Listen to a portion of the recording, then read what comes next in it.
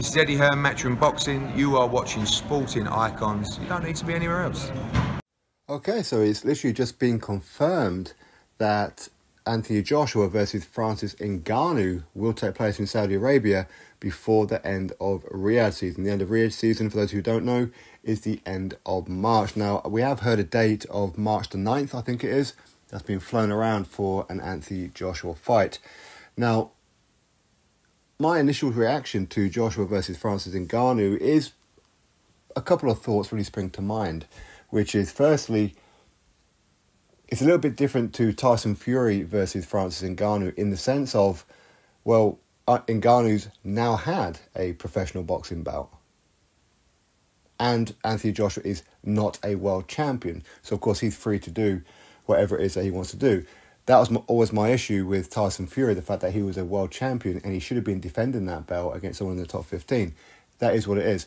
Now, my other thought to this one is Joshua's potentially playing a little bit of roulette here with the world title, because in mid-February, when Fury and Usyk have their fight, if the loser of that fight activates the rematch clause pretty quickly, then the IBF title will get stripped. Now, currently, it will be Filip Hrgović versus Anthony Joshua for the vacant IBF title in that scenario. But with the fact that Joshua's now got a fight scheduled in with Francis Ngannou, could he be pretty much moving himself out of that? Therefore, the IBF could order Filip Hrgović versus the next in line, because Joshua's not available, to Joseph Parker.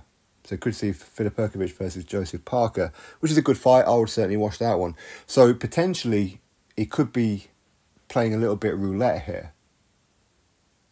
But hey, who knows? Who knows? Maybe the IBF will be patient with it, wait for Joshua to have his fight with Ngannou, and then see what's what. Because obviously, Hrgović and Parker or whatever, the fight's not going to happen immediately.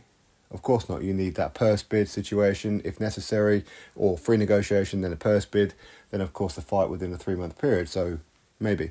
But outside of that, of course, it's a big money fight for Joshua. It's a big money fight for Francis Ngannou.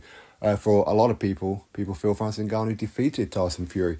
So let's see what Anthony Joshua does. Is Francis Ngannou better than what we all think in the boxing ring? I suppose we'll find out, won't we? If Joshua goes in there and starches him, that sends a message to Fury as well, doesn't it? So anyway, let's see what happens with it. And I'm sure it's going to be a very, very stacked undercard. Drop your thoughts below. Click thumbs up, subscribe. Catch you next video.